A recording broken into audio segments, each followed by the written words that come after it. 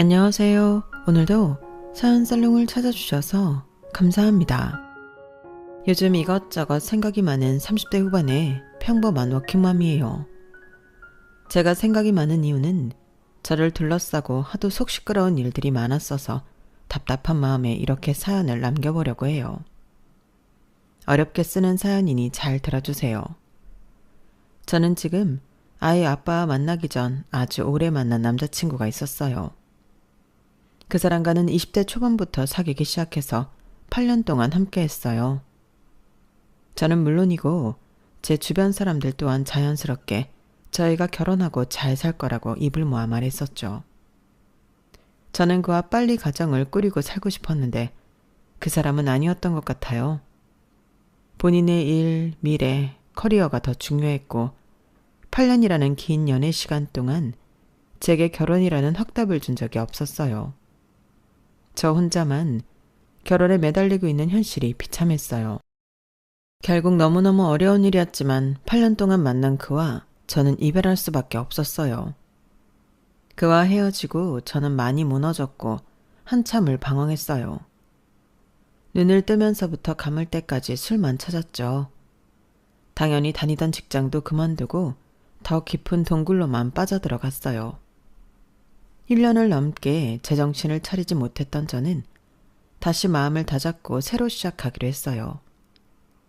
그동안 멈춰있던 제 전문 경력 공부도 다시 시작하고 무엇보다 영양가 없이 술로만 찌들어 있던 몸의 회복이 급선무였어요. 영양가 있는 것들로 찾아 먹었고 운동을 해서 몸의 균형을 찾아가기로 했죠. 지인의 소개로 퍼스널 트레이닝을 전문으로 하는 곳을 찾아갔고 그곳에서 바로 지금의 남편을 만나게 되었어요. 제 담당 트레이너였던 그의 첫인상은 엄청난 호감형은 아니었어요. 저는 단지 다시 건강해지려고 간 것이었는데 그가 제게 작업을 먼저 걸기 시작했었죠. 보경씨, 지난번 등 운동한 거 괜찮았죠? 뒷라인이 벌써 달라졌는데요. 오늘도 열심히 달려봅시다. 지난번 운동하고 진짜 집에 가서 몸살 알았어요. 살살해져요, 선생님. 오늘도 빡세게 해야 이번 주말 치팅데이 때 맛있는 거 먹죠. 치팅데이요? 저 뭐 먹을 계획 없는데. 내가 계획 있어요. 토요일 장원공원 정문에서 2시에 봐요. 내가 맛있는 집 알아놨으니까 같이 가요. 저랑 선생님이랑요? 제 트레이너였던 그는 그렇게 제 옆자리를 파고 들어왔어요. 하지만 저는 1년이나 훨씬 지났어도 아직 전남친과의 이별 후유증으로 연애 생각이 없었어요. 하지만 그는 집요하고 꾸준하게 저를 유혹했고 결국에는 제가 굴복할 수밖에 없는 일이 벌어졌죠. 뭐? 결혼? 결혼하자고. 무슨 결혼이야. 우리 만난 지 이제 3개월인데. 시간이 뭐가 중요해. 딱 보면 알지. 어차피 나는 너랑 결혼할 건데 지금 하나 몇 년 뒤 하나 똑같아. 그냥 빨리 결혼해서 같이 살자. 저는 교제한 지 얼마 되지 않아 결혼 이야기를 꺼내는 그를 어떻게 받아들여야 하는지 당혹스러웠어요. 하지만 8년 동안 결혼 이야기를 꺼낸 적 없는 전남친에게 당한 상처 때문에 이렇게 직접적으로 결혼하자고 매달리는 사람이 있으니 또 심적으로 흔들리기도 하더군요. 8년을 기다렸던 결혼이 다른 사람과 3개월 만에 가능하다는 것도 놀라웠죠. 겉으로는 밀어내는 것처럼 보였지만 어느 순간 저는 그와 결혼을 전제로 만남을 이어가고 있었어요. 다음 주에 별일 없지? 우리 집에 가자. 엄마가 보경이나 보고 싶대. 어머니가? 너무 빠른 거 아니야? 어차피 결혼할 건데 뭐 어때? 다음 주 일요일에 가자. 휘몰아치는 그의 태도에 저도 자연스럽게 따라가고 있었고 눈을 떠보니 어느새 그의 집 앞에 와 있었어요. 안녕하세요 어머니, 김보경입니다. 어머 어서 와요 보경씨. 나 순성이 엄마 조홍진이에요. 반가워요. 반갑고 환한 인상으로 저를 맞아주신 예비 시어머니와 그렇게 인사를 하게 되었어요. 내가 말 편하게 놓을게. 순성이한테 보경이 얘기 많이 들었는데 이렇게 실제로 보니까 훨씬 예쁘다. 아, 고맙습니다. 어머니도 너무 고우세요. 아, 곱기는. 순성이가 빨리 결혼하고 싶다던데 보경이 생각도 같은 거지? 네? 저는 조금 빠르다고 생각하기는 했었는데 순성 씨가 워낙 밀어붙이고 하니까 빨리 결혼하는 것도 나쁘지는 않겠다는 생각이 들어서. 그래, 어차피 한 집안 될 사람은 한눈에 딱 알아보는 법이니까. 나는 뭐 이 결혼 찬성이야. 예비 시어머니는 놀라울 정도로 결혼에 적극적이었고 그 덕분에 정말로 빠르게 결혼 진행이 되었어요. 저를 아는 친한 친구들은 제게 다 한마디씩 건넸죠. 야, 8년 동안 만난 놈이란 결국 결혼 못하고 헤어지더니 어떻게 반년도 안 만난 남자랑 결혼이 이렇게 뚝딱 이루어지냐? 참나, 진짜 세상이 요지경이다. 나도 몰라. 뭐가 이렇게 순식간에 지나가고 있는 건지 자고 일어나면 뭔가 막 되어 있어. 그래도 좋아. 그 사람이 막 끌고 나가니까 의지는 되는 느낌이야. 그렇게 얼마 후 저는 순백의 드레스를 입고 결혼식장의 한 주인공이 되었어요. 그날 제가 얼마나 긴장하고 떨었던지 누구랑 인사하고 무슨 이야기를 했었는지 하나도 기억이 나지 않더군요. 신혼여행에서 돌아온 뒤 결혼을 축하해준 친구들과 만나게 되었어요. 신혼여행까지 갔다 왔는데 아직도 내가 결혼을 했다는 게 실감이 안 나. 나 진짜 유부녀인 거야? 너 그날 많이 떨긴 하더라. 그런데 너 괜찮아? 니네 시어머니? 응? 우리 시어머니? 왜? 야, 너 기억 안 나? 우리 그 편지 읽는 거 듣다가 표정 관리 안 돼서 죽을 뻔했었는데? 무슨 편지? 나 너무 긴장해서 아무것도 기억 안 나. 니네 주례없는 대신에 양쪽 부모님 중 한 분이 올라와서 편지 낭독했잖아. 그런데 그게 왜? 얘 진짜 하나도 안 들렸나 보네? 환장한다. 내용 장난 아니었는데. 뭔데 말해봐. 나 진짜 너무 떨려서 아무것도 안 들렸어. 누가 보면 네 결혼식 아닌 줄. 요즘 세상에 며느리한테 그런 편지를 써서 읽어주다니 내 뒤에 있던 모르는 사람들도 혀를 다 끌끌 차더라. 아니 도대체 뭐라고 쓰셨길래 그래? 내용이 뭐였는데? 며느리야, 남편을 위해 요리를 배우고 자기 관리를 게을리하지 말거라. 남자가 다른 곳에 눈을 돌리는 것은 다 관리 못한 여자의 탓이니 항상 가꾸는 네가 되기를 바란다. 음식은 항상 정갈하게 하고 정성스럽게 만들어야 남자의 마음이 바깥에 나가 놀지 않는다. 그리고 결혼이라는 세계에 들어왔으니 모든 생각을 바꿔야 한다. 네가 다시 태어났다고 생각하고 그동안 유지했던 주변의 인간관계를 다시 살펴보고 정리하거라. 사람 간의 관계는 혼인하기 전과 후로 나뉘며 대화거리 또한 마찬가지란다. 앞으로는 너와 비슷하고 같은 미래의 관점이 있는 수준 있는 사람들과 교류하고 정보를 나누거라. 야, 그것도 있었잖아. 무슨 부모님께는 깍듯이 효도하고 남편을 잘 공경하고 똑똑한 자식으로 기를 수 있는 현명한 엄마가 된다면 네 삶은 충분히 성공한 것이란다. 와, 나 편지 듣는데 무슨 조선시대 와 있는 줄 알았잖아. 맞다. 그것도 참 있었지. 우리 다 진짜 표정 썩어서 저게 무슨 개똥 같은 소리야 이러고 있었는데 너 진짜 하나도 기억 안 나? 우리 아빠가 편지 읽을 때도 뭐라 했는지 내용이 하나도 안 들어왔어. 결혼이 뭐라고 그렇게까지 긴장을 해. 아무튼 니네 시어머니 편지 낭독 끝나고 좀 그랬어. 너 저 집 며느리 되는 거 괜찮겠나 싶었어. 야야, 니네가 좀 오버하는 거겠지. 우리 어머니 그렇게 유교걸 아니야. 무슨 그런 내용의 편지를 썼다고. 야, 진짜야. 내가 듣다가 너무 어이없어서 동영상도 찍었다니까. 이거 봐봐. 친구 한 명이 건넨 동영상 속에는 한복을 곱게 입은 시어머니가 방금 친구들이 말한 내용을 똑같이 말하고 있었어요. 이상하다. 결혼 전 평소에는 나한테 막 이런 얘기는 안 하셨는데? 저는 의아하기도 하면서 편지 내용이 충격적이어서 황당하기도 했었어요. 하지만 친구들 앞에서 티를 낼 수 없었죠. 그런 거 그냥 어리니까는 말씀이지. 내가 보니까 어머님 약간 장난도 섞어 하셨네. 원래 장난치실 때 저런 표정 지으시거든. 너무 진지하게 받아들인 니네가 더 이상해. 저는 친구들 앞에서 애써 웃어 넘기며 무마하려 했지만 집에 오는 내내 그 동영상이 머릿속을 떠나지 않았어요. 나 결혼 잘못한 건가? 아닌데? 어머님 엄청 개방적이고 좋으신 분인데? 저런 고리타분한 이야기 하실 분이 아니야. 걱정과 달리 결혼 생활을 하면서 어머님과 크게 부딪히거나 마찰 없이 지냈어요. 오히려 제가 허니문 베이비를 갖는 바람에 어머님은 더 잘 챙겨주셨죠. 아이도 태어나고 복직도 하면서 정신없는 날들을 보냈어요. 자기야, 아가씨 남자친구 아직 만나고 있는 거야? 아마 그럴걸? 나도 잘 몰라. 그때 남자친구면 엄청 오래 만난 것 같은데 왜 결혼 이야기가 없지? 엄마가 별로 안 좋아할걸? 어머님이 아가씨 남자친구를? 그렇다고 들었어. 정확히는 몰라. 남편에게는 여동생이 한 명 있는데 제가 결혼하기 전부터 만나는 남자가 있었거든요.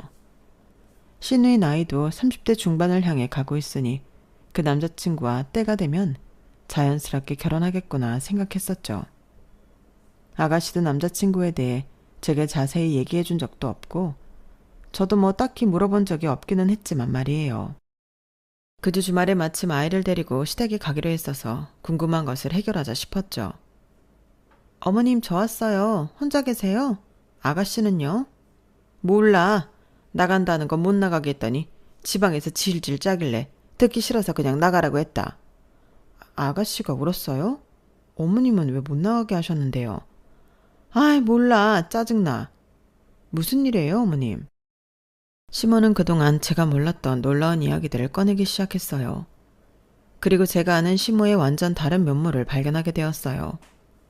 아가씨와 지금 남자친구는 10년이나 연애한 장수 커플이더군요. 네? 10년이요? 엄청 오래 만났네요. 그런데 왜 결혼을 안 하고 있어요? 야, 그런 소리 하지 말어. 난 우리 수지 그 남자랑 절대 결혼 안 시킬 거야. 10년이나 만났는데요. 10년이 됐으니 몇십 년 살부대 끼고 살던 부부도 헤어지는 세상에 난 걔 너무 마음에 안 들어. 아가씨 남자친구요? 어디가 그렇게 싫으신 거예요? 걔네 집 부모님이 무슨 구운구 파는 장사? 그런 거 한대. 그것도 아주 조그맣게. 그것 때문에 싫어하시는 거예요? 걔 직업도 무슨 카드 영업 같은 거라는데 그런 애한테 우리 수지를 어떻게 보내니? 오래전이기는 하지만 슬쩍 사진으로 봤는데 인물도 형편없고 아무튼 거기랑은 결혼 안 시킬 거야. 저는 그 말을 듣는 순간 아주 의아했어요. 사실 아가씨도 여자치고는 매력적인 외모를 갖고 있는 편도 아니었고 선생님을 하고 싶어 했는데 계속 임용에서 떨어져 지금은 계약직으로 사무일을 하고 있는 상황이었거든요. 솔직히 아가씨도 뭐 하나 내세울 것 없는 상황인데 시모가 너무 상대방을 낮게만 보는 것 같아 이상하더군요. 그럼 실제로 만나봐도 마음에 안 드셨던 거예요? 내가 걔를 왜 만나보니? 사진만 한번 본 게 다야. 네? 10년을 만났는데 얼굴 한번 안 보셨어요? 실제로 만나면 또 생각보다 괜찮을 수도 있잖아요. 됐어. 벌써 글렀어. 뭐 하나 마음에 드는 구석이 없어. 그럼 아가씨는 어머님 반대에도 10년 넘게 그 사람을 만나고 있는 거예요? 내가 헤어지라고 수천 번을 말했는데 헤어진다 말로만 계속하고 계속 이렇게 질질 끌고 있으니 타건 참. 저는 아가씨 상황이 이렇게까지 나쁜 줄 몰랐었어요. 워낙 조용하고 내성적인 아가씨와는 개인적인 일까지 얘기해 본 적은 없었으니까요. 갑자기 아가씨가 좀 안쓰러워지더군요. 그리고 결혼식장에서 그렇게 이상한 편지를 읽은 시모가 겹쳐 보이며 어질했어요. 저는 신우이에게 전화를 걸었어요. 아가씨, 내일 뭐해요? 우리 같이 맛있는 거 먹고 카페 갈래요? 밖에서 따로 만난 적 없었기에 신우이는 저의 제안에 당황했지만 곧 응했어요. 우리 이렇게 밖에서 만나는 거 처음이죠? 미안해요. 결혼하자마자 애 생겨서 육아하고 저도 일하느라 아가씨랑 이런 시간을 가져볼 생각을 못했네요. 괜찮아요. 고마워요, 언니. 아가씨, 지금 남자친구는 있는 거죠? 네? 네. 10년 만난 사람이요? 정확히는 11년 됐어요. 세상에나, 그쪽에서는 결혼하자는 말 안 해요? 해요. 그런데 저희 엄마가 워낙 반대하는 걸 아니까. 남자친구도 어머님이 반대하는 걸 알아요? 그런데도 이렇게 오래 아가씨랑 만나고 있는 거예요? 네. 남자친구도 한동안 자기를 왜 싫어하는지 모르겠다며 화도 내고 했었는데 지금은 그냥 만나요. 서로 결혼 얘기는 최대한 안 꺼내고. 아가씨는 결혼하고 싶어요? 그 남자친구랑? 저는 하고 싶죠. 저도 그러니까 계속 만나고 있는 거고요.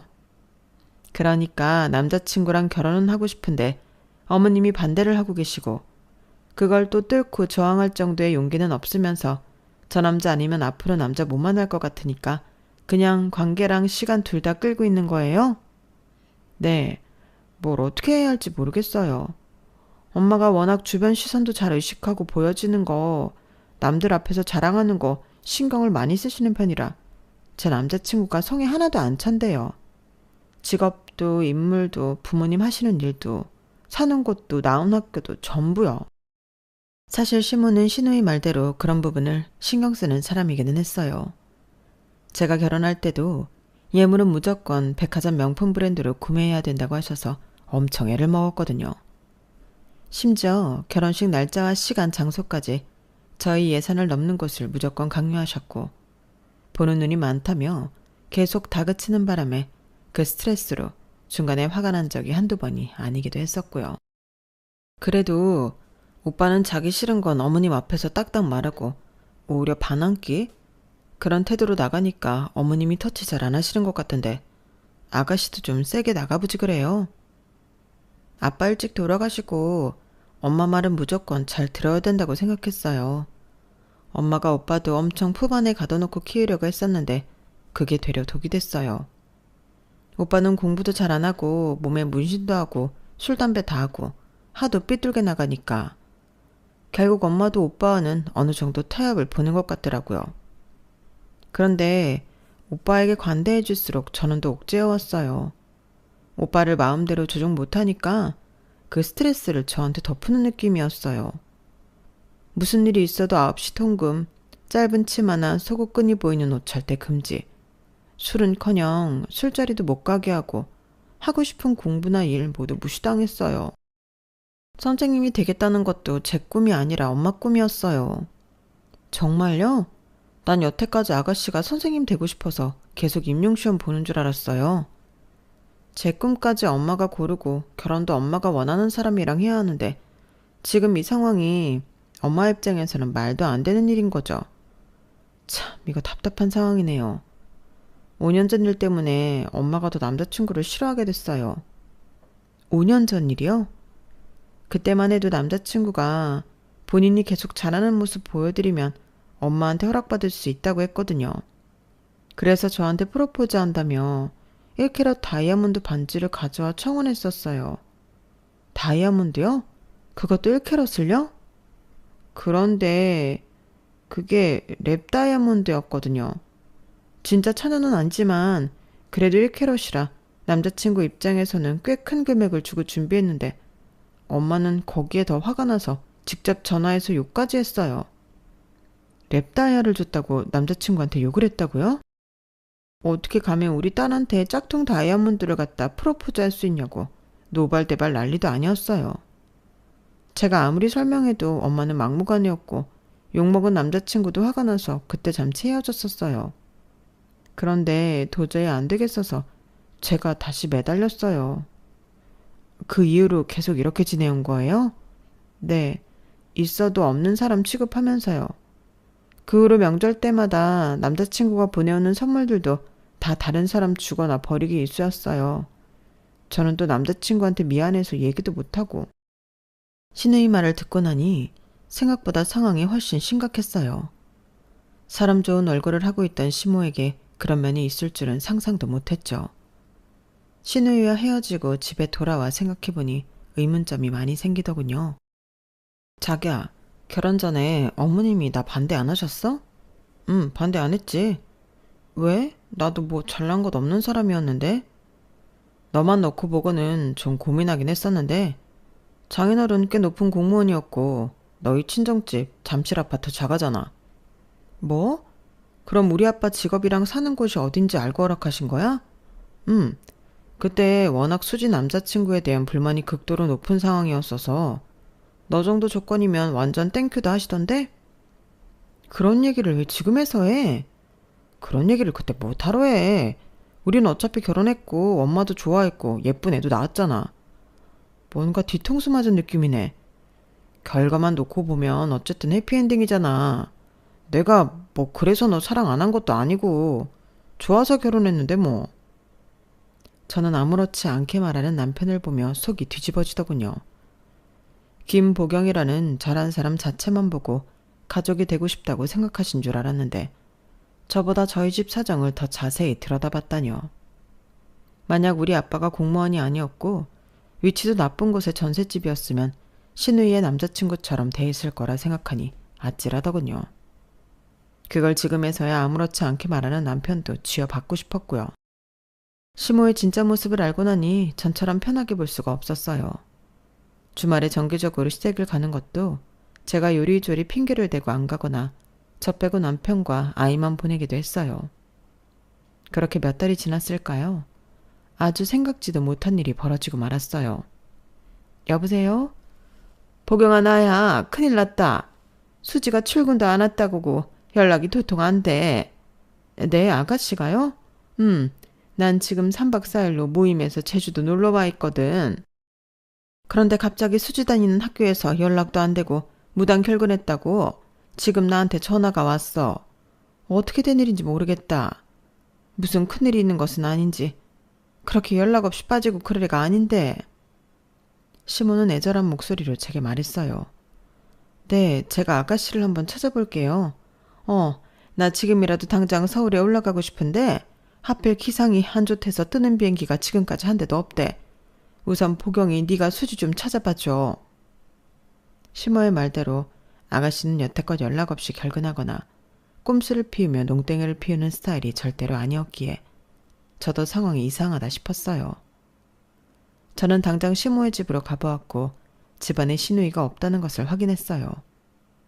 전화기는 계속 꺼져 있고 저도 애가 타기 시작했죠. 그때 시모에게 다시 전화가 걸려왔어요. 보경아, 아무래도 수지가 그놈이랑 같이 있는 것 같다. 그놈이랑 같이 있다고 생각하니까 더 불안하고 불길해. 어쩌면 좋니? 아가씨 남자친구 말씀이세요? 그래, 그놈. 내가 지금 그놈 회사에 전화를 걸어서 알아봤더니 그 자식도 출근을 안 했고 연락도 안 된대. 네? 어머님은 그걸 어떻게 하셨어요? 그 카드사에 내가 아는 사람이 있어서 몰래 사내 직원 출근 정보랑 연락처 좀 알아냈지.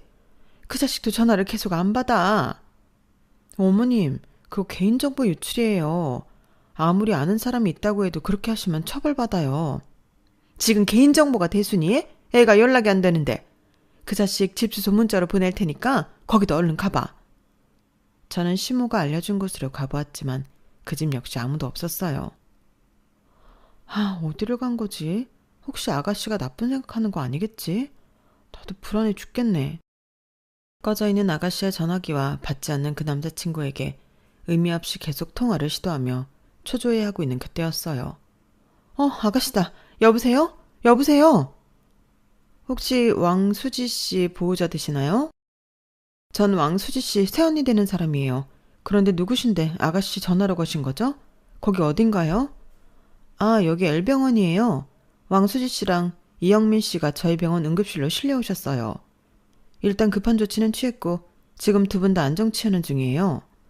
네? 병원이요? 거기에 우리 아가씨가 왜? 길게 말씀드리긴 어렵고 가능하시다면 이쪽으로 빨리 와보시는 게 좋을 것 같아요. 무슨 일인지 경찰도 와 있던데. 저는 머릿속이 복잡했어요. 아가씨와 남자친구가 왜 다 병원에 실려갔는지, 경찰이 있다는 건 또 무슨 말인지. 저는 L병원으로 향하면서 시모에게 이 사실을 알렸어요. 병원? 우리 수지한테 도대체 무슨 일이 생긴 거야? 그놈의 자식이 우리 수지한테 나쁜 짓을 한 거 아니야? 아니에요. 둘 다 응급실에 실려왔다고 하니까 어머님이 생각하시는 그런 것은 아닌 것 같아요. 제가 지금 병원으로 가고 있어요. 경찰은 도대체 뭐 하는 거야? 신고한 지가 언젠데 아직도 깜깜무소식이야? 네? 어머님이 경찰에 신고하셨어요? 그래. 성인이 단순한 가출한 것은 못 찾네 어쩌네 하길래 내가 아는 높은 사람 이름 다 대가면서 으름장 났더니 그제서야 찾아본다고 나서더라. 아무튼 우리 세금 갖고 사는 경찰이 감히 시민 말을 우습게 알고 참나. 시모는 제가 찾아보겠다고 했던 그 사이를 못 참고 경찰에 실종신고까지 접수했더군요. 30살도 훌쩍 넘은 다 큰 성인의 경우 가출로 간주하고 바로 찾아 나서는 것은 어렵다고 들었는데 우리 대단한 시모가 그 어려운 것을 해낸 것이었어요. 이걸 딸에 대한 간절한 모성애라고 해야 할지 경찰에게 민폐 시민이라고 해야 할지 모르겠더군요. 어쨌든 저는 병원에 도착했고 급하게 간호사를 찾았어요. 저기 왕수지 씨 어디 있나요? 저쪽으로 가보세요. 커튼을 쳐보니 얼굴에 뭔지 모를 오물을 덕지덕지 묻히고 깨재재한 모습의 아가씨가 눈을 감고 누워있더군요. 아가씨 괜찮아요? 눈을 뜬 신우 있는 저를 보고 눈물부터 흘렸어요. 언니, 저 어떻게 해요? 저 이제 어떻게 살아요? 아가씨, 무슨 일이에요? 네. 꼴은 또 이게 뭐고, 옷은 어디 있어요? 침대보 같은 천을 둘둘 말고 있는 아가씨는 계속 울어댔고 저는 아무것도 모르고 위로만 하고 있었어요. 그런데 신우이에게서 아주 고약한 냄새가 나서 참을 수가 없었어요. 저는 숨을 참고 말했어요. 아가씨, 남자친구는 어디 있어요? 모르겠어요. 저는 이형민이라는 이름의 환자를 찾아 나섰어요. 제가 이형민입니다. 처음 마주한 신우이의 남자친구 역시 꾀죄죄하고 뭔가 덕지덕지 묻은 더러운 얼굴을 하고는 창피한 듯이 말했어요. 아, 네, 안녕하세요. 도대체 무슨 일인가요? 둘 다 왜 병원에 있는 거예요? 경찰도 왔다던데 어디 있어요? 우선 간단하게 진술하고 돌아갔어요. 저희 둘 다 꼬라지가 이래서 나중에 좀 정리하고 경찰서에 찾아가겠다고 했어요. 그렇군요. 왜 이런 일이 일어난 거예요? 남자는 한층 더 초라해진 얼굴로 실토하기 시작했어요. 시모가 제주도 여행으로 집을 배우자 신혜와 남자친구는 함께 밤을 보내기로 약속했다고 하더군요. 워낙 그런 시간이 적었기 때문에 즐거운 마음으로 숙박을 잡았고 음식과 술을 사서 방에서 시간을 보냈다고 해요. 아시다시피 수지도 원래 술을 잘 못하고 저도 그런 편이라 분위기 낼 겸 와인 딱 한 병만 사서 들어갔어요. 수지가 너무 배고프다고 해서 고기랑 회도 잔뜩 사갔고요. 그런데 먹는 거랑 술이 모두 문제였었나 봐요. 맛있게 먹고 2-3시간쯤 있다가 둘 다 배가 아프고 속이 안 좋아지는 것을 느꼈어요. 둘 다요? 네. 그래서요? 저희는 처음에 번갈아 가며 설사를 했고 나중에는 두토까지 하기 시작했어요. 화장실을 하는데 서로 볼일 해결하느라 뭐 제대로 된 대화도 못하고 무드 잡는 건 생각도 못했죠. 그런데 둘 다 너무 화장실을 가다 보니까 어지럽기 시작했어요. 기력도 없고 화장실을 기어갈 지경이었으니까요. 제가 마지막으로 화장실을 다녀왔을 때 수지가 바닥에 쓰러져 있었어요. 얼굴 주변에는 참지 못하고 토해놓은 것들이 잔뜩 있었고 그리고 뭐요? 수지가 변을 받더라고요. 네? 바닥에서요? 이미 기절한 상태여서 제가 봤을 때는 구토랑 설사가 자기 의지대로 한 것은 아닌 것 같고 본인도 어쩔 수 없이 그랬나 봐요. 그 와중에 창피해서 바지를 벗으려고 했었는지 반쯤 내려가 있고 그 상태로 기절했나 봐요. 기절할 정도면 엄청 심각했던 거군요. 저는 안간힘을 써서 119를 불렀고 수지의 더러워진 옷을 벗겨주려고 했는데 그러다가 저도 못 참고 기절해버렸어요. 눈 떠보니 여기 응급실이더군요. 신우이의 이상한 꼴과 몸에서 나는 악취가 이제서야 이해가 되더군요. 그런데 수지가 병원에서 정신을 차린 다음에 본인이 제 앞에서 변을 봤다는 사실에 충격을 받은 것 같아요. 저는 괜찮다고 우리 다 몸이 안 좋아서 그랬던 거라고 위로를 했는데 저를 쳐다보지도 않고 계속 울기만 하는 것 같아요. 그제야 신우이가 절 보자마자 아프다는 말보다 이제 어떻게 사냐고 울며 했던 말이 이해가 되더군요. 특히나 아가씨 같은 성격에 남자친구 앞에서 정말 보이고 싶지 않은 모습을 보였으니 얼마나 수치스럽고 창피했겠어요. 저도 그 순간 뭐라고 말을 해야 할지 모르겠더라고요. 아무튼 죄송합니다. 걱정시켜드려서. 저야 뭐 그렇지만 어머님 걱정이 이만저만이 아니라 경찰 온 것도 보셨잖아요. 그러니까요. 점수를 더 따지는 못할 망정 완전히 깎여서 어떻게 해야 할지 모르겠네요. 신우이의 남자친구의 모습이 너무 안쓰럽더군요. 저 사람도 남의 집 귀한 자식일 텐데 왜 이런 대접을 받아야 할까? 본인도 죽을 만큼 아팠을 텐데 시모에게 점수 깎일 걱정을 하고 있는 그가 불쌍하기까지 했어요. 병원에서 어느 정도 수습을 하고 신우이를 데리고 집에 돌아왔어요. 시모는 계속 부재중 전화가 왔지만 저 역시 어떻게 설명해야 될지 모르겠어서 감히 전화를 받기 어려웠어요. 저의 곤란함을 아는 듯 신우이는 더 고개를 떨구고 있었어요. 언니 미안해요. 나 때문에.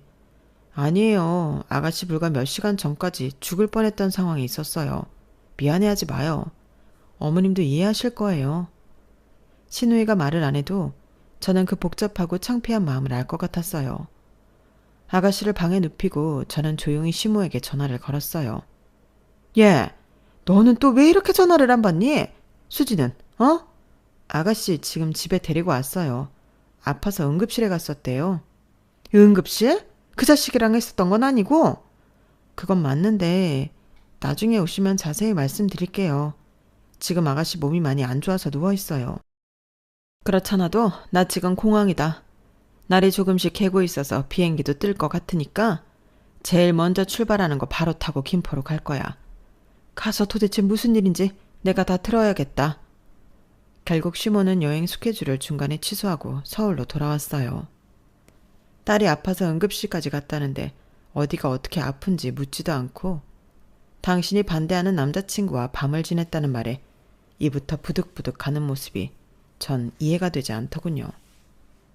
오늘 본 신우 남자친구의 초라한 모습과 씩씩대는 시모의 얼굴이 오버랩되면서 저까지 머리가 아프기 시작했어요. 얘 복용아, 수지 어디니? 어딨어?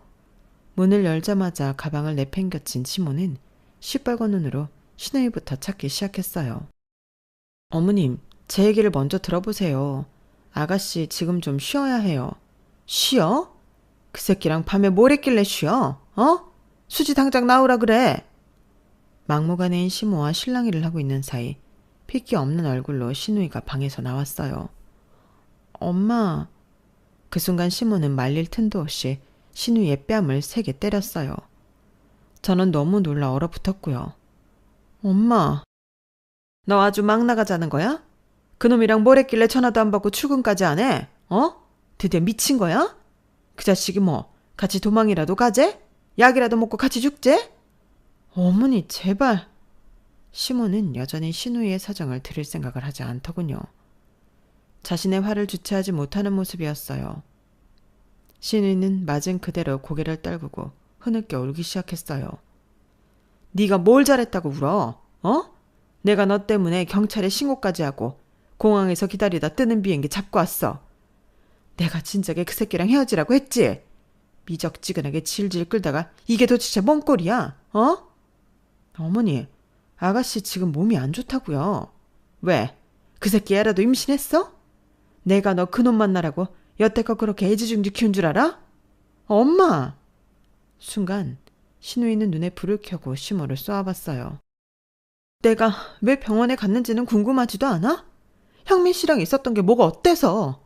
내가 3살짜리 애야? 나도 성인이야. 왜 아직도 엄마가 나를 이렇게 저렇게 조종하려 하는 건데? 얘가? 감히 엄마한테 눈을 똑바로 뜨고. 왜? 나는 이렇게 엄마한테 얘기도 못해? 나는 맨날 엄마한테 나긋하게 말해야 돼? 저는 신우이가 그렇게 부들부들 떨며 화를 내는 모습을 상상해 본 적도 없었는데 눈앞에서 그걸 보고야 말았죠. 내가 지금 어떤 심정인 줄 알아? 죽고 싶다고. 몸보다 마음이 아파서 죽고 싶은데 엄마는 오자마자 싸대기나 때리면서 뭐라고? 임신? 그런 놈? 내가 엄마 딸 맞긴 맞아? 신우이의 반항에 시모도 굉장히 놀란 것 같았어요. 아빠 일찍 돌아가시고 오빠는 지멋대로 살고 엄마 불쌍해서 나 여태까지 엄마가 하라는 대로 시키는 대로만 하고 살았어.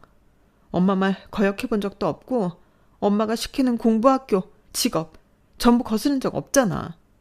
내가 그나마 유일하게 엄마한테서 소극적으로 반항하고 있던 거 형민 씨 만나는 거였어.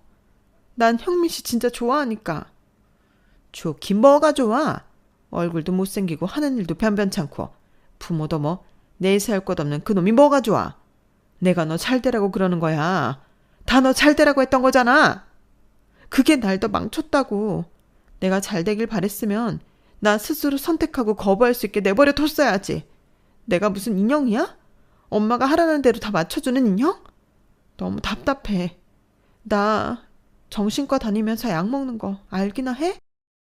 뭐? 네가 정신과를 왜 다녀? 너처럼 멀쩡한 애가 어딨다고? 엄마는 진짜 나를 모르는 거야. 나 병원 다닌 지 오래됐어. 약도 엄청 많이 먹어. 그래도 나아지지가 않아. 엄마랑 사는 게 너무 힘들어. 시몬은 신우이의 폭탄 발언에 크게 충격을 먹은 것 같았고 저 역시 신우이의 속사정을 너무 몰랐구나 싶어 미안하더군요. 이제 다 끝났어. 형민 씨랑도 다 끝났어. 순간 화색이 돈 시몬은 표정을 바꾸며 말했어요. 정말? 그놈이랑 진짜 끝내는 거야? 다 끝이야. 그 사람 앞에서 똥까지 쌌는데 이제 뭘 더 어쩌겠어. 너무 수치스럽고 부끄러워서 이제 그 사람 얼굴 못 봐. 뭐, 똥? 똥을 쌌다고? 시몬은 사건의 본질을 알려고 하지 않고 어떤 이유로든 신우이가 그와 헤어지기를 바라는 것 같은 마음을 차마 숨기지 못하고 악랄한 미소까지 지어 보이더군요. 저는 그 순간 비치는 시모의 얼굴이 무섭기까지 했어요. 그 사람이랑 어젯밤에 모텔 가서 음식 잘못 먹고 못 마시는 술도 마셨다가 둘 다 기절까지 했어. 모텔? 모텔을 데려가? 호텔도 아니고? 생각지도 못하게 호텔도 아닌 모텔을 데려갔다는 사실에 시모는 다시 역정을 내기 시작했어요. 본인의 딸이 어떻게 아팠는지는 정말 궁금하지 않은 듯 했어요. 엄마는 지금 그게 중요해? 호텔이 아니라 모텔을 데려가서? 당연하지. 무슨 싸구려 모텔을 데려가니까 뭘 먹어도 탈이 나는 거 아니야. 내가 그놈 그럴 줄 알았어. 능력이라고는 1도 없는 놈. 모텔이 뭐야 모텔이. 참나. 저는 시모가 생각하는 포인트가 굉장히 일반적이지 않다는 것을 크게 깨달았어요. 더 이상 몇 푸게 언쟁하는 것이 소용없다는 사실도요. 엄마, 형민 씨랑도 끝이지만 이제 나랑 엄마도 끝이야. 더 이상 엄마 꼭두가식 노릇 안 할 거야. 나 찾지 마. 신우이는 엄청난 선포를 하고 그 길로 집을 나가버렸어요. 포경아, 쟤가 내 딸 맞니? 쟤가 우리 수지 맞아? 어머니가 너무하셨어요. 뭐? 중요한 건 설명해드려도 어머니는 이해 못하실 거라는 거예요. 답답한 마음에 저도 그 집에서 나와버렸어요. 그 뒤로 시모의 부재중 전화가 수십 통 와 있었지만 전 받지 않았어요. 이번 일을 계기로 저는 시모라는 사람을 정확히 파악했고 소름 돋기까지 하더군요. 결국 신우이는 남자친구와 정말 헤어지고 다니던 일도 그만두었어요. 게다가 시모를 완벽 차단해 집도 나갔고요. 저도 지금 신우이가 어디서 뭘 하는지 모르겠지만 가끔 제게는 잘 지내고 있다며 안부 문자와 사진을 보내오더군요.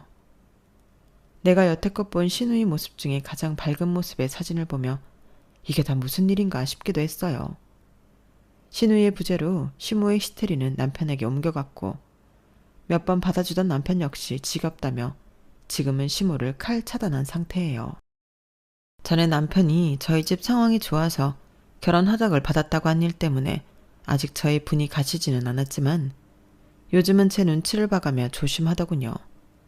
심지어 시모가 제게 연락 오는 것까지 알아서 해결해 주기도 하고요. 저는 신우도 신우이지만 가끔 그 남자친구가 생각나더군요. 조건을 따지는 시모만 아니었다면 둘이 행복한 가정을 이룰 수도 있었으니까요. 자신이 만든 틀에 자식을 가두고 조종했던 시모는 지금 후회하고 있을까요? 욕심을 부린 결과로 자식들 모두 떠나버린 지금을 그때는 아마 몰랐겠죠? 저도 마음이 아주 좋지만은 않네요. 제 사연은 여기까지입니다. 행복한 가족 속에서 행복하시기를 바랍니다. 들어주셔서 고맙습니다. 여러분, 사연 댓글에 응원과 현명한 조언 부탁드려요. 좋아요와 구독은 저에게 큰 힘이 됩니다. 오늘도 좋은 일 가득하세요.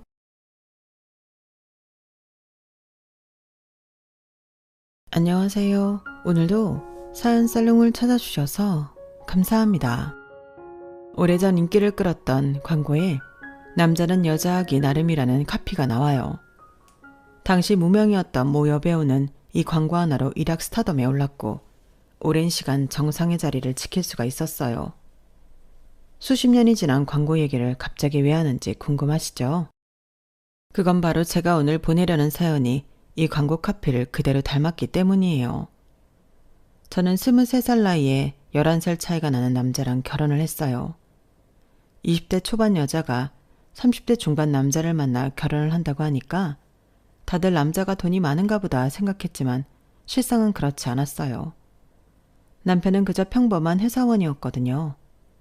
게다가 연로하신 부모님의 동생들까지 있어서 얼마 안 되는 월급으로 부모님 생활비에 동생들 학비까지 지원하다 보니 결혼할 당시 남편 수중에는 단돈 100만 원도 없었어요. 살고 있던 500에 30살이 월세 원룸이 남편이 가진 전 재산이었죠. 30이 넘은 박봉 월급쟁이에 가진 돈도 없고 딸린 식구들은 많고 누가 봐도 결혼 상대로는 낙제점에 가까운 사람이었어요. 그런데도 제가 이 남자랑 결혼을 결심했던 건 천성이 착하고 부지런한 데다 제 부모보다 저를 더 아껴주기 때문이에요. 결혼 생활을 해보신 분들은 아실 거예요. 살아보면 돈보다는 나를 아껴주는 배우자가 최고라는 걸요. 지금은 이렇게 말을 하지만 사실 저도 신혼 초에는 돈 때문에 마음고생을 참 많이 했어요. 돈이 인생의 전부는 아니지만 그래도 인생을 살아가는데 돈처럼 필요한 것도 없으니까요. 돈 때문에 내 남편이 사람들한테 무시당하는 걸 목격했을 때는 정말이지 참기 힘들 정도로 분노가 치밀더라고요. 그래서 남편 몰래 일을 시작했고 덕분에 지금은 내 남편 길을 살려줄 정도는 재력을 쌓았답니다. 그럼 지금부터 가난한 11살 연상의 남자를 만나 남편을 성공시키기까지 벌어진 현대판 평강공주 스토리를 전해드릴게요. 저희 부모님은 전문직 종사자로 꽤 재력을 가진 분들이세요. 그렇다고 재벌까지는 아니지만 그래도 자식들한테 금전적인 지원은 충분히 해주셨을 정도로 능력이 있는 분들이었어요. 저는 그런 부모님 덕분에 10살 무렵부터 해외에서 유학생활을 할 수 있었어요. 오빠 역시 저와 마찬가지였고요. 어린 나이에 부모 곁을 떠나 호주에서 생활을 했던 우리 남매는 그런 환경 탓이었는지 부모님에 대한 정은 그다지 느끼지 못하고 자랐어요. 그렇다고 남매 간의 우애가 끈끈했던 것도 아니었고요. 오빠는 오빠대로 학교 생활에 적응하느라 고생을 했고 저 역시도 마찬가지였거든요. 그래도 오빠는 나름 적응을 잘 해나갔지만 안타깝게도 저는 그러지 못했어요. 해외에 나가면 한국 사람 피하라는 말이 있잖아요. 물론 그게 꼭 맞는 말은 아니지만 저한테는 맞는 말이었어요. 학교에서 저를 괴롭힌 건 현지 아이들이 아니라 저와 같은 한국 유학생들이었거든요. 하필 저희 학년엔 한국 여자아이가 저를 포함해 딱 3명이었는데 그중 2이 편을 먹고 저를 괴롭힌 거예요. 2명은 저보다 일찍 유학생활을 시작해서 영어도 잘하고 현지 아이들과 이미 많이 친해진 상태였어요. 그래서 저는 제가 영어를 잘 못해서 놀리는 건가 했는데 나중에 알고 보니 그게 아니었더라고요. 원인은 바로 제가 입고 다니는 옷과 가방 때문이었어요. 사실 저는 브랜드에 대해 잘 알지 못했기 때문에 엄마가 사주시는 옷과 가방을 쓰곤 했는데 그게 학생들이 들고 다니기에 가격대가 나가는 고가의 물건이었던가 봐요. 그게 부러웠던 2 친구는 부러운 마음을 감추려 오히려 저를 괴롭힌 거였죠. 제가 하지도 않은 말을 소문내고 제 앞에서 서로 기숙말을 하고 비웃고 심지어는 자기들이 마시던 음료수를 제게 던지기도 했어요. 정말 야근 건 사람들 앞에서 대놓고 그런 게 아니라 사람들 눈에 안 띄는 곳에서만 그런 짓을 했다는 거예요. 그러니 학교 선생님이나 다른 어른들이 보기에는 제가 오히려 2 아이한테 신경질적으로 굴고 말을 함부로 하는 것처럼 보였던 거죠. 정말 억울하고 답답했지만 옆에서 누구 하나 저를 도와주는 사람은 없었어요. 용기를 내서 오빠한테 말을 해보았지만 오빠도 자기 코가 석자인지라 저까지 도와줄 여력은 없었어요. 그러니 어쩌겠어요? 툭하면 한국에 있는 부모님께 전화해 저 좀 한국으로 데려가 달라고 울고불고 통사정을 할 밖에요. 그럴 때마다 엄마는 오히려 저를 나무라셨어요. 너는 누굴 닮아서 그렇게 의지박약이니? 네가 하겠다는 의지가 있어야 돈 들여가며 유학 보낸 보람이 있는 거야. 멍청하게 애들 앞에서 만만하게 보이니까 애들이 널 깔보는 거 아니냐고.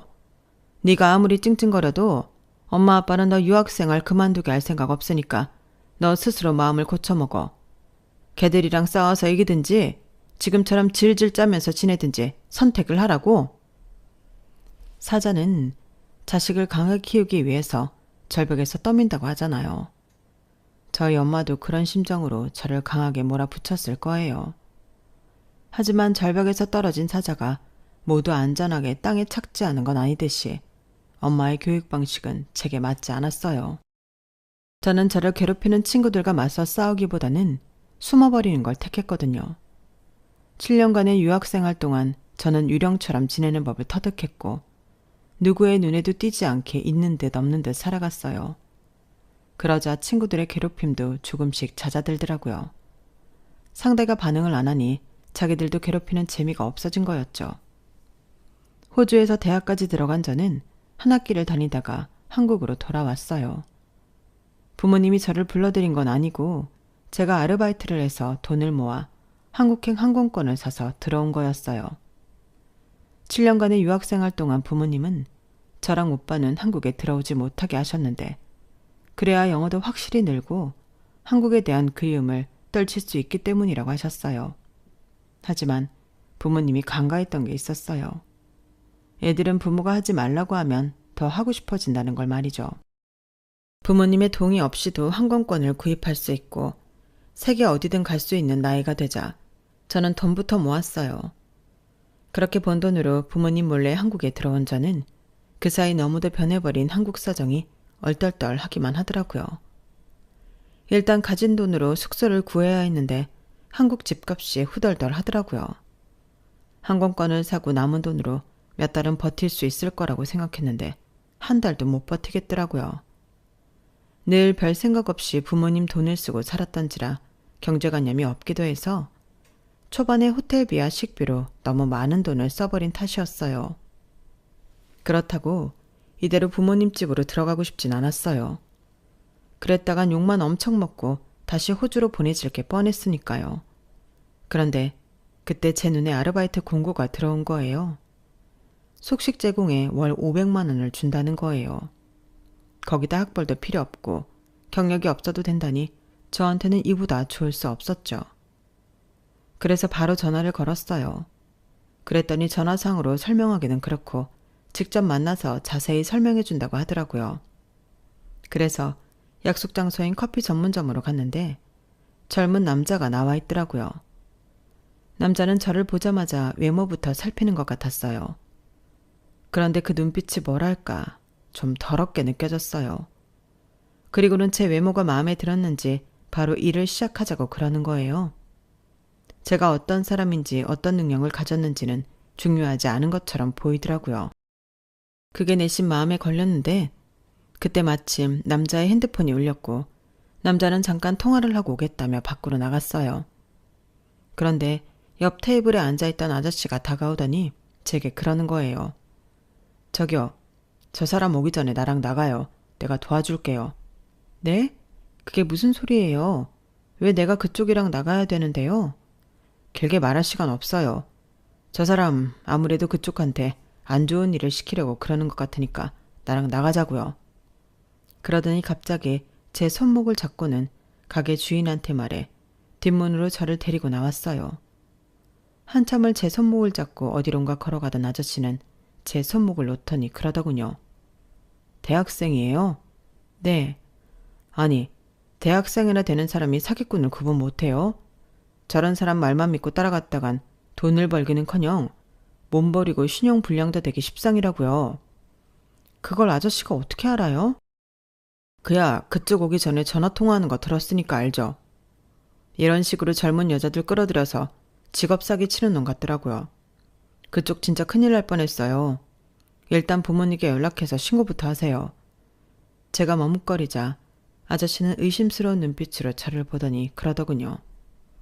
대학생이라더니 혹시 집 나온 고등학생이에요? 그런 거 아니라고 아무리 말해도 아저씨는 의심을 거두지 않았어요. 그래서 제가 여권을 보여주자 더더욱 이상한 눈으로 저를 보더군요. 왜요? 제 나이 보셨잖아요. 고등학생 아니라고요. 아니, 그건 알겠는데 보통 이럴 땐 신분증을 보이지 여권을 보이진 않거든요.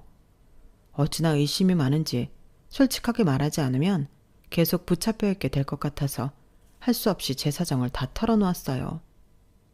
가족들한테도 하지 않은 얘기를 난생 처음 보는 아저씨 앞에서 하고 나니 기분이 참 묘하더라고요. 그런데 제 얘기를 다 들은 아저씨가 저를 멀뚱멀뚱하게 바라보다가 그러는 거예요.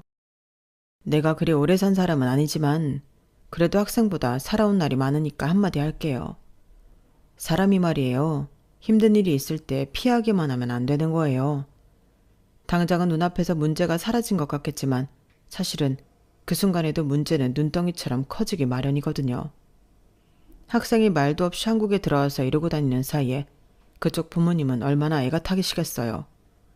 어쩌면 경찰에 실종신고를 냈을지도 몰라요. 한국에서나 그러면 다행이게요. 호주 경찰까지 나서게 되면 이거 일이 정말 커지는 거라고요. 그런데도 집에 연락 않고 이러고 다닐 거예요? 아저씨 말이 하나도 틀린 게 없었기 때문에 저는 아무 말도 할 수가 없었어요. 한국에 돌아온 이후 내내 제 자신을 누르던 무거운 돌의 정체가 바로 아저씨가 말한 현 상황이었으니까요. 그러지 말고 부모님께 연락해요. 죽이 되든 밥이 되든 맞서서 해볼 건 해보고 그래도 안 되면 그땐 아저씨는 뒷말을 잇지 못하고 말을 더듬었어요. 그 모습을 보니 순간 귀여워 보이지 뭐예요. 그래서 장난을 좀 쳤죠. 그때 뭘 어쩔 건데요? 아저씨가 뭐 어떻게 해줄 거예요? 그러자 아저씨는 낮은 한숨을 쉬더니 그러더라고요. 그땐 내가 도와줄게요. 순간 그 말에 심장이 철렁 내려앉는 기분이 들었어요. 지금까지 부모님을 비롯해 오빠나 주변 사람 누구도 나를 도와주겠다고 나선 사람이 없었는데 처음 본 아저씨가 선뜻 도와주겠다고 하니까 기분이 이상하더라고요. 그동안 싸늘하게 식어있던 가슴이 왠지 따뜻하게 온기가 번지는 기분이었어요. 그러자 나도 모르게 눈에 눈물이 고이기 시작하더라고요. 순식간에 눈에 눈물이 그렁그렁하게 고이자 저보다 아저씨가 더 놀라는 눈치였어요. 아저씨는 겁을 줄 생각은 없었다면서 사과까지 하더군요. 결국 저는 그날 난생 처음 본 아저씨 옆에서 어걱거리며 대성통곡을 했어요. 지나가는 사람들이 저와 아저씨를 이상한 눈으로 쳐다보는데도 아랑곳 않고 말이죠. 그런데도 아저씨는 제 곁을 떠나지 않고 사람들의 싸늘한 눈초리를 온몸으로 받고 있었어요. 한참 울고 난 저는 아저씨한테 고맙다고 말하고는 전화번호를 물었어요. 왜 그랬는지 모르겠지만 이상하게 이 아저씨를 놓치면 안 되겠다는 생각이 들었던 것 같아요. 그렇게 아저씨와 헤어지고 호텔로 돌아온 저는 짐을 싸들고 부모님 집으로 갔어요. 부모님은 한창 일하실 시간이라 집에는 일하는 도우미뿐 혼자 계시더라고요. 제가 이 집 딸이라고 말하자 엄마한테 확인차 전화를 하셨는데 그 바람에 엄마는 일을 하다 말고 집으로 달려오셨고 그날 저는 비 오는 날 먼지가 나도록 엄마한테 엄청 맞았어요. 그런데 웃기는 게 뭔지 아세요? 제가 집에 도착하기 전까지 부모님은 제가 호주에서 한국으로 돌아온 사실조차 몰랐다는 거예요. 함께 살고 있던 오빠가 집에 말을 안 했더라고요. 오빠 말로는 제가 여행을 간 줄 알았다나요? 말도 안 되는 변명에 어이가 없었지만 이번 일로 한 가지는 확실히 알 수 있었어요. 피가 섞인 식구들보다 오히려 낮에 만났던 그 아저씨가 나를 더 생각해줬다는 걸 말이죠. 부모님께서는 당장 호주로 돌아가라고 하셨지만 이미 학교에 자퇴서를 내고 왔다는 말에 망연자실하셨어요. 물론 거짓말이었지만 부모님께서는 그 사실을 알지 못하셨기 때문에 저의 호주행을 포기하게 되었지만요. 엄마는 당장 수능 준비를 하라고 다그치셨고 아빠는 되려 엄마한테 화를 내셨어요. 애들 관리를 어떻게 했길래 부모한테 말도 없이 이런 일을 벌이냐고 말이죠. 뭐? 아니, 애는 나 혼자 낳았어? 왜 내 책임으로 돌려? 그러는 당신은 평소에 애들한테 관심이나 있었어? 얘들 학교 선장부터 현지 집까지 죄다 내가 가서 구해주는 동안 당신은 뭘 했냐고. 당신만 바쁜 거 아니야. 나도 눈코 뜰 새 없이 바쁘다고. 그렇게 시작된 말다툼은 급기야 큰 싸움으로 번졌고 제가 방에 들어간 이후에도 집안 살림을 집어 던지며 한참을 싸우셨어요. 이틀 뒤 엄마는 제게 재수학원 수강증을 건네셨고 저는 졸지에 재수를 하게 되었어요. 하지만 7년 동안이나 호주에서 학교를 다녔던 저한테 한국 교육은 따라가기 힘들 정도로 벅찼어요. 그나마 자신이 있던 영어마저도 수능 기출문제를 풀어보고는 전의를 완전히 상실하게 되었지 뭐예요. 도대체 한국 학생들은 이런 문제를 어떻게 그 짧은 시간에 풀어내는 건지 믿어지지가 않을 정도였어요. 저뿐만 아니라 영어권 나라에서 태어난 사람한테 수능 문제를 보여줘도 저랑 비슷한 반응일 거예요. 이런 문제를 푸는 게 영어를 잘하는 거랑 무슨 관련이 있을까 싶었으니까요. 상황이 이렇다 보니 재수학원에서도 혼자 겉돌게 되었고 이래서야 내 시간만 축내는 거나 다름없다는 생각이 들었어요. 호주에 있으나 한국에 있으나 내 인생이 의미 없이 흘러가는 건 똑같다는 생각이 들더라고요. 그런데 그 순간 딱 한 사람 목소리가 떠오르는 거예요. 나를 도와주겠다던 아저씨 목소리가요. 그래서 무작정 아저씨한테 전화를 했어요. 거의 한 달 만에 전화기 너머로 아저씨 목소리를 들으니까 그제야 좀 살 것 같다는 생각이 들더라고요. 사실 아저씨 목소리가 그렇게 좋거나 하지도 않은데 말이죠. 역시나 아저씨는 이번에도 제게 그것부터 물었어요. 안 그래도 걱정하고 있었는데 집에 잘 들어갔다니 다행이네요. 부모님한테 많이 혼났죠.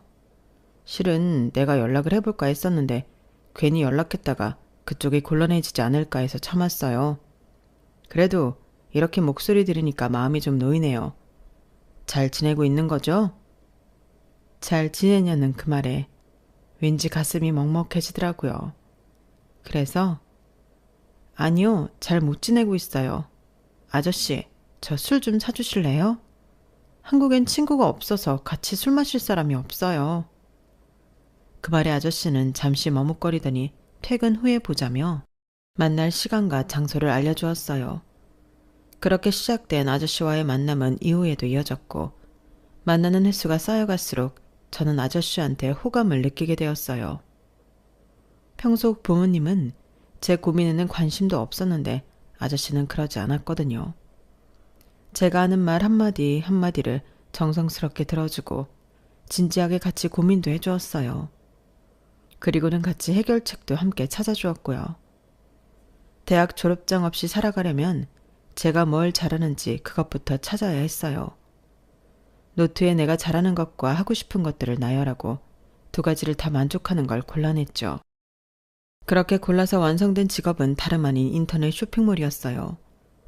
호주에 살 때 친구가 없었던 저는 몇 시간이고 쇼핑몰을 돌며 아이 쇼핑을 하곤 했었는데 그러는 사이 나도 모르게 패션에 대해 관심을 갖게 되었고 쇼윈도나 매장 앞 마네킹이 디스플레이된 옷들을 보면서 패션 센스도 조금씩 익혀나갔어요. 그러다 패션 잡지를 사서 보게 되고 매장에 가서 잡지에서 보았던 옷들을 입어보고 하는 동안 어떤 옷이 입었을 때 맵시가 나고 어떤 옷이 믹스매치가 잘 되는지 등도 파악할 수 있었죠. 하지만 학창시절 따돌림을 당하면서 사람에 대한 두려움이 생긴 탓에 매장에서 손님과 대화를 하거나 호객행위를 하는 건 불가능하다는 생각이 들었어요. 그래서 그 대안으로 생각해낸 게 바로 인터넷 쇼핑몰이었던 거예요. 하지만 매장에서 장사를 하든 인터넷 몰에서 장사를 하든 초기 자본이 있어야 하잖아요. 그래서 그 돈을 마련하기 위해 영어 학원에서 아르바이트를 했어요.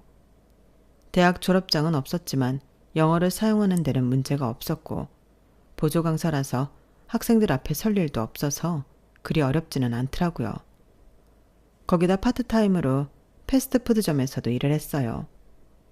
그렇게 투잡, 쓰리잡을 뛰면서 차곡차곡 모은 돈으로 드디어 창업을 위한 자금을 마련할 수 있었는데 문제는 바로 수능 시험이었어요. 부모님께는 수능 시험을 본 것처럼 거짓말을 해왔는데 하필 그 무렵 수능 성적이 나왔던 거예요.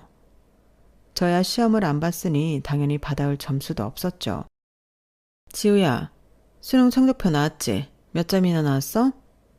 돈 모으는데 빠져있느라 수능에는 신경도 못 쓰고 있던 저는 깜짝 놀랄 수밖에 없었어요. 얘 좀 봐? 점수 잘 안 나왔어? 그런 거야? 엄마, 그게 아니라 실은 나 수능 안 봤어. 엄마 사실은 내가 정말 하고 싶은 게 있어서 저는 이제라도 엄마한테 이실직고를 하려고 말을 꺼냈지만 엄마는 제 말을 듣기도 전에 잘라버렸어요. 뭐? 수능을 안 봐? 그럼 지금까지 뭐 했어? 학원 간다고 아침마다 나갔으면서 이제껏 어디서 뭘 하고 다닌 거냐고. 아, 사람 미치겠네. 너 도대체 왜 이래?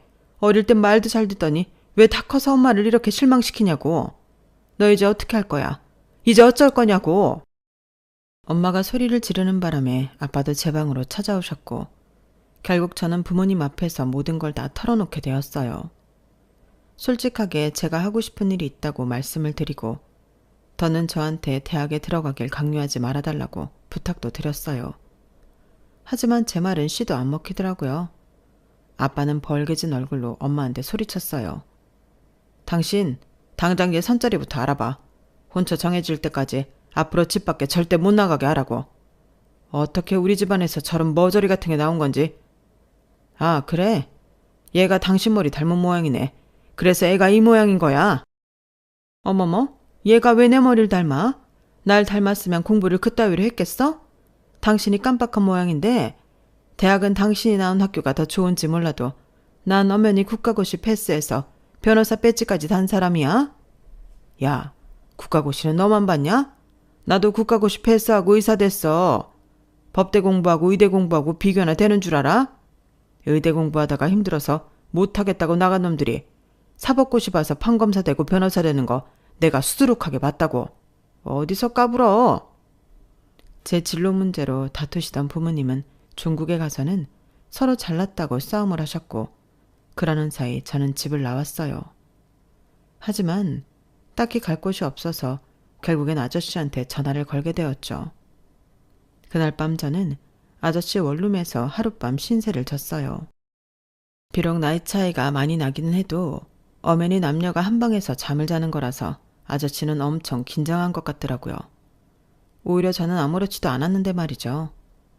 제가 아저씨 침대에서 자는 바람에 아저씨는 바닥에서 쪽잠을 잤는데 제가 눈을 떠보니 언제 일어났는지 집에는 저 혼자뿐이더라고요. 탁자 위에 놓인 쪽지를 보니 아저씨는 일찍 출근을 하신 모양이었어요. 괜히 나 때문에 잠도 제대로 못 자고 출근을 한 게 마음에 걸리더라고요. 그런데 그날 밤 회사에서 돌아온 아저씨가 그러는 거예요. 친구 녀석이 목공소를 하는데 거기 창고가 빈다나 봐. 공간도 협소하고 별다른 시설이 없어서 세를 주기는 그렇고 그냥 쓰라고 그러네. 아무리 인터넷으로 물건을 판다지만 그래도 물건 쌓아둘 사무실은 필요할 거 아니야. 사무실 구할 돈으로 차라리 너 지낼 원룸이라도 구하고 사무실은 내 친구네 창고 써. 그러면 지낼 곳도 해결되고 낫지 않겠어? 네가 여기 있는 게 싫어서 그런 게 아니라 아무리 그래도 성인 남녀가 한 방에서 지내는 건 좀 그렇잖니. 너희 부모님이 아시면 얼마나 걱정하시겠어? 내가 내일 반차 낼 테니까 창고에 같이 가보자. 이번에도 아저씨는 어떻게든 제가 꿈을 이루도록 나름대로 자기 서포트를 해주었어요. 창고에 가보니 좁기는 해도 교통도 편하고 물건을 쌓아두는 데는 문제가 없겠더라고요. 하지만 선뜻 원룸을 구하기는 좀 그랬어요. 창업을 해도 바로 수입이 생기는 게 아닐 테니까 최대한 비상금을 챙겨두고 싶었거든요. 그래서 원룸 대신 창고 근처 고시텔을 구해서 들어갔어요. 어차피 잠만 잘 용도라서 저한테는 오히려 낫더라고요. 혼자 살면 치안도 걱정되고 또 보증금에 월세, 공과금까지 따박따박 들어가야 해서 그 돈이 너무 아까웠는데 잘 됐다 싶더라고요. 그렇게 준비를 해두고는 부모님이 안 계시는 낮 시간을 이용해 집에서 제 짐을 빼왔어요. 짐이라고 해봐야 노트북과 옷가지 몇 개뿐이었지만요. 그렇게 창고에서 시작한 인터넷 쇼핑몰 사업은 예상대로 처음부터 수익이 나진 않았어요. 그래도 한동안 전에 나가던 영어학원에서 일을 병행해야 했죠. 수익 없이 시간만 흐르자 속에서는 미친년이 널뛰기 하듯 하루에도 수십 번씩 장사를 엎어말어 고민을 했지만 아저씨 앞에서는 그런 내색을 하지 않았어요. 제가 초조해하는 모습을 보이면 아저씨가 더 걱정할 것 같았거든요. 아, 어떡하냐? 이렇게 주문량이 적어서야. 아저씨, 걱정하지 마. 난 스티브 잡스처럼 보란 듯이 성공할 거니까. 스티브 잡스도 처음엔 나처럼 요만한 차고에서 시작했대. 그런데 지금은 온 세상 사람들이 다 아는 브랜드로 키웠잖아. 뭐든 처음 시작할 땐 시련이 따르는 거야. 그래야 성공했을 때 쾌감이 더 크지. 나는 아무렇지도 않은데 왜 아저씨가 더 걱정을 해? 아무 걱정하지 마. 난 아직 젊잖아. 이번에 망하면 돈 더 벌어서 다음에 성공해도 되니까. 말은 그렇게 했지만 사실 저도 똥줄이 타는 건 마찬가지였어요. 거기다 엄마는 수시로 전화해서는 선짜리 잡혔으니 집으로 들어오라고 난리를 치셔서 제 속이 아니었어요. 그렇게 3개월쯤 지났을까요? 홈페이지에 올려놓은 옷들 중 몇 가지가 대박을 친 덕분에 수익이 갑자기 수직 상승을 하게 된 거예요. 알고 보니 드라마에서 어떤 여배우가 저희 제품과 비슷한 옷을 입고 나온 모양인데 그 덕분에 저희 상품이 덩달아 판매수가 늘게 된 거더라고요. 거기에 착안해서 유명 드라마에 나온 옷들과 비슷한 디자인으로 제품을 만들어 올렸더니 이후에도 주문이 밀려 들어왔어요. 그런 식으로 몇 번의 대박을 치는 사이 어느 정도 고정 손님이 생겼고 슬슬 제품의 질에 신경을 쓰기 시작했어요. 어린 친구들은 디자인과 가격에 중점을 둔 쇼핑을 하는 반면 직장에 다니는 여성들은 사무실에 입고 나가야 하기 때문에 옷의 질을 무시할 수 없거든요. 가격을 조금 높게 책정하더라도 입을 만한 옷을 제대로 만들자 생각했던 건데 그게 제대로 먹혔어요. 속에 받쳐 입을 속티나 레깅스는 저렴한 제품도 판매하지만 적어도 슬랙스랑 스커트, 블라우스나 자켓류는 브랜드 제품만큼의 퀄리티를 뽑으려고 했고 어느 옷과도 믹스매치가 되도록 신경을 썼더니 바로 반응이 오더라고요. 주문이 나달이 늘어서 학원 일도 그만두고 창고에서 나와 평수가 꽤 되는 오피스텔로 옮겼어요. 가방과 구두, 그 밖에 액세서리 제품까지 추가하면서부터는 아르바이트생도 고용하기 시작했고요. 그렇게 3년 가까이 지나는 동안 쇼핑몰은 완전히 자리를 잡았고 대기업 간부급 연봉의 2배 정도는 벌게 되었어요. 그렇게 수입이 안정이 되고 나니까 슬슬 결혼 생각을 하게 되더라고요. 제 나이를 생각하면 아직 급할 일은 아니었지만 아무래도 아저씨 때문에 마음이 조급해졌거든요. 우리는 쇼핑몰을 시작하고 1년쯤 지나서부터 교제를 시작했는데 왠지 아저씨는 언제고 저를 놔주겠다는 생각을 가지고 저를 만나는 것 같았어요. 나이 차이가 있다 보니 자신이 제 발목을 잡지 말아야겠다고 결심한 건지 연인 사이라면 흔히 하는 스킨십도 꺼려하는 눈치였어요. 그래서 하루 나를 잡아 솔직하게 말을 했어요. 자기, 나랑 사귀는 거 맞아? 가만 보면 나만 좋아 죽는 것 같아. 혹시나 해서 하는 말인데 내가 딴 남자 생기면 놔줄 거야? 혹시나 하는 마음에서 해본 말이었는데 글쎄 아저씨가 그 말에 고민을 하지 뭐예요. 그러더니 내가 봐서 정말 괜찮은 사람이면 놔줘야지. 뭐? 아 진짜 어이없네. 무슨 남자가 이렇게 용기가 없어? 잘 들어. 난 자기한테 아무리 멋진 여자가 생겨도 절대 안 놔줄 거야. 내가 바지가랑이 꽉 붙들고 끝까지 내 옆에 붙잡아 둘 거라고. 그러니까 나한테서 도망칠 생각일랑 꿈에도 하지 마. 그리고 나 자기랑 올해 가을에 결혼할 거야. 안 된다는 말은 사양이야. 11살이나 어린 여자 2년이나 데리고 놀았으면 책임질 생각을 해야지. 어디서 딴 놈한테 보낼 생각을 해? 괘씸해서라도 난 결혼해야겠으니까 그렇게 알아. 제 말에 아저씨는 벙찐 표정이 되었지만 그래도 싫다는 말은 안 하더라고요. 그렇게 우리는 제멋대로 결혼 날짜까지 정했고 양가 부모님께는 결혼 허락이 아닌 통보를 했어요. 청첩장까지 다 찍어서 말이죠. 그 바람에 엄마는 뒷목을 잡으셨고 아빠는 평소처럼 엄마 탓을 하셨어요. 아빠, 언제까지 엄마 탓을 할 거야? 나 엄마 혼자 만든 자식이야? 아니잖아. 가장이 됐으면 가족을 책임질 생각을 해야지. 왜 매번 힘들고 불편한 일은 엄마한테 미루고 쏙 빠지려 그래? 내가 남편감을 고를 때 가장 중점을 두고 생각한 게 뭔지 알아? 아빠랑 완전히 반대인 남자. 그게 내 조건이었어. 나는 아빠 같은 남자 만나서 엄마처럼 살기 싫었거든. 어릴 땐 내 인생을 자기 마음대로 조종하는 엄마가 미웠는데 이제 와 생각해보니까 엄마가 제일 불쌍한 것 같아. 아빠 같은 남자 만나서 모든 일을 다 떠안고 살았으니까. 내 결혼이 마음에 안 들면 결혼식장에 안 와도 돼. 대신 나는 그날로 아빠 딸 그만할 거야. 제 말에 아빠는 아무 말도 못하고 눈만 껌뻑거렸고 엄마는 내심 통쾌해하는 표정이었어요. 결국 제 결혼식에 부모님은 물론 오빠도 참석을 하기는 했어요. 남들 시선을 중요하게 생각하는 분들인지라 그날만큼은 세상에서 가장 인자한 부모님의 모습을 하고 있었죠. 결혼식 전날까지도 절대로 참석하지 않겠다고 호언장담을 하시던 분들이 말이에요. 반면에 저희 시댁에서는 저를 엄청 반겨주셨어요. 남편 막내 동생보다도 7살이나 어린 저를 잡으면 터질까 불면 날아갈까 애지중지하시더라고요.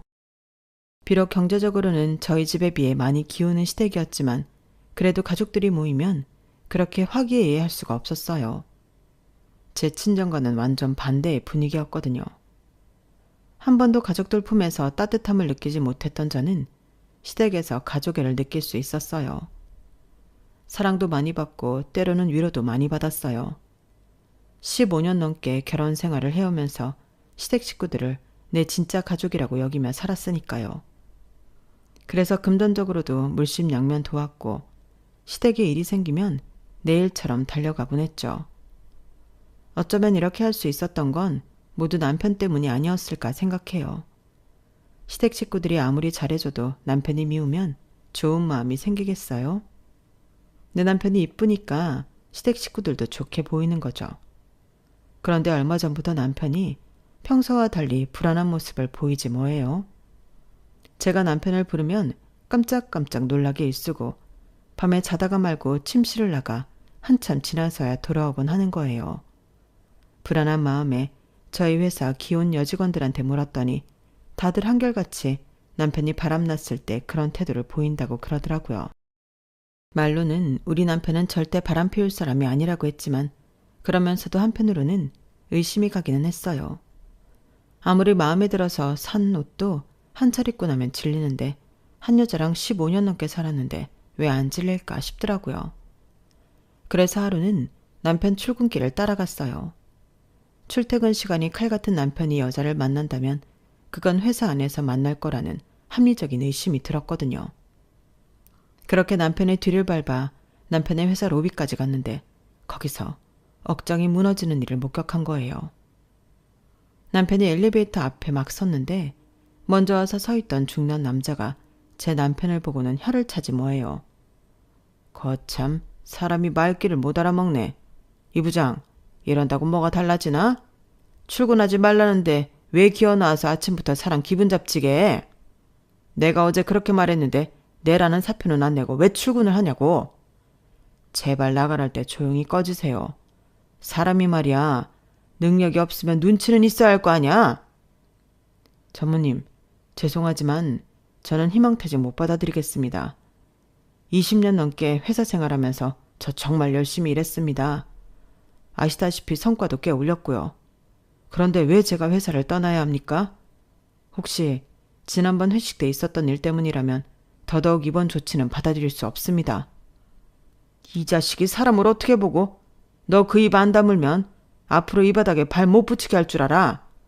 적당히 희망퇴직선에서 끝내는 걸 다행으로 알아. 광고판에서 나한테 찢겨 타는 소문 돌면 너 다시는 이쪽 밥 못 얻어먹고 살게 될 테니까.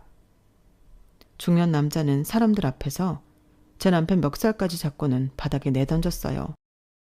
그걸 보니 피가 거꾸로 솟는 것 같아서 저도 참을 수가 없더라고요. 그래서 앞뒤 생각 않고 소리를 질렀어요. 지금 뭐 하는 거예요? 순간 남편을 비롯해 로비에서 엘리베이터를 기다리던 직원들이 일제히 제 쪽으로 시선을 돌렸어요. 거기엔 방금 전 제 남편을 패대기 친 중년 남자도 있었어요. 중년 남자는 인상을 쓰며 저를 째려보았는데 제가 바로 누군지 알아봤는지 인상을 확 펴고는 꼬랑지를 흔들며 달려왔어요. 달려오는 모습을 보니 그제야 이 남자의 정체를 알겠더라고요. 이 회사 전무였어요.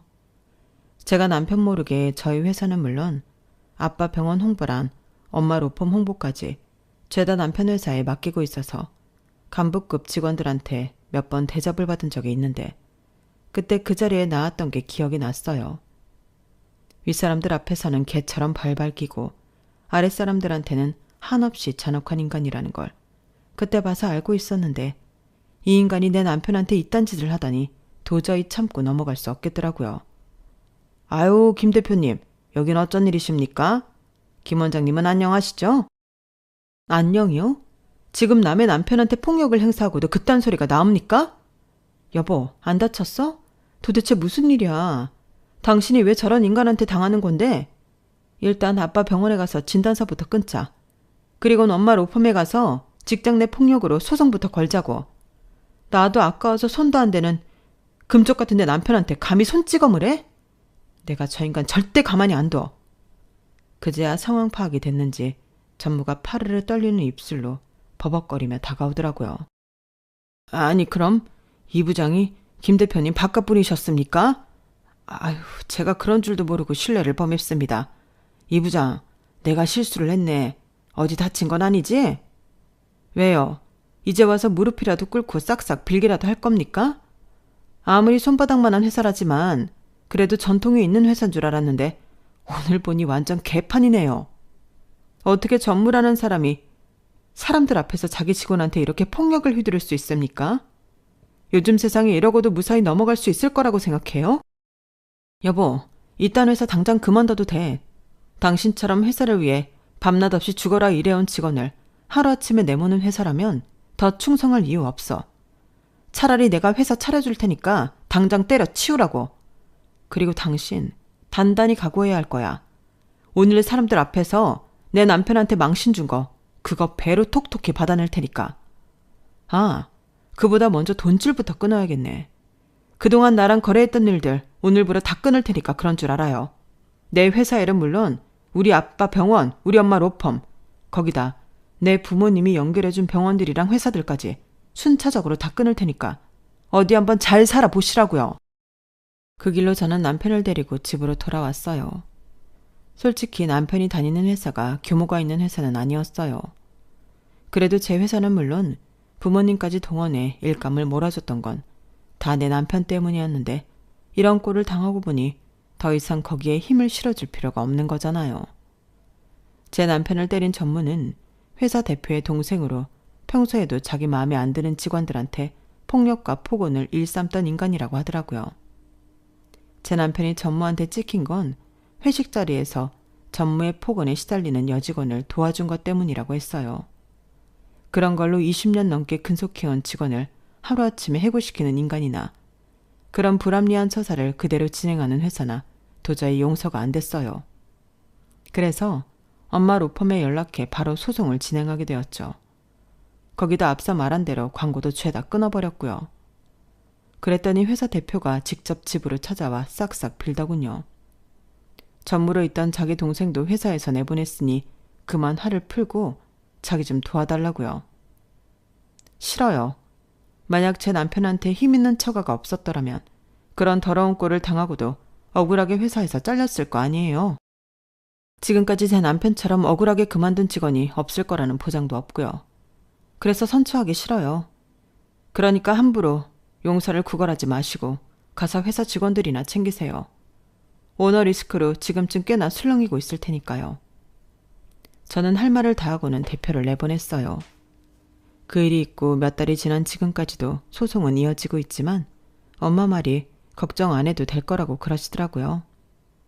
많은 사람들이 전무가 제 남편한테 폭력을 행사하는 걸 직접 목격한 데다 퇴사자 중에 비슷한 일을 당한 사람들이 증언까지 하기로 했기 때문이었죠.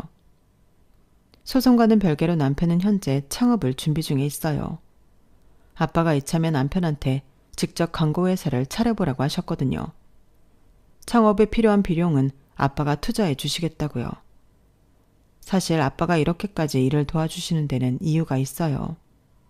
가족끼리 대화도 없고 서로 얼굴만 마주쳐도 으르렁대던 우리 가족을 지금처럼 가깝게 만든 사람이 제 남편이거든요. 결혼 후 남편은 아내와 자식들한테 외면당하던 아빠를 찾아가 낚시도 같이 다니고 술친구도 해주면서 가족들과 어울릴 수 있게 다리를 놔주었어요. 게다가 세상 쌀쌀 맞은 저희 엄마가 우리 사위, 우리 사이를 달고 살 정도로 살갑고 믿음직한 사위 노릇을 해왔고요. 그뿐인가요?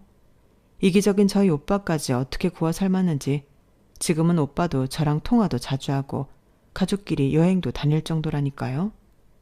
이러니 장인장모 사랑을 독차지하는 건 당연한 일이죠. 오래전 광고에서는 남자는 여자하기 나름이라고 했지만 저희 경우는 그 반대예요. 모든 건 남자하기 나름인 셈이니까요. 사람의 마음을 다치게 하는 건 사람이지만 사람의 마음을 치유하는 건 역시 사람이라는 걸 저는 제 남편을 만나고 알게 됐어요. 그래서 저는 제 남편처럼 따뜻한 마음을 가진 사람들이 많아졌으면 좋겠어요. 그러면 세상이 지금보다 조금은 따뜻하게 느껴질 것 같거든요. 지금까지 제 사연을 들어주셔서 감사합니다. 따뜻한 분들이 여러분의 곁에도 있기를, 그래서 서로를 알아보길 바랍니다. 행복하세요. 여러분, 사연 댓글에 응원과 현명한 조언 부탁드려요. 좋아요와 구독은 저에게 큰 힘이 됩니다. 오늘도 좋은 일 가득하세요.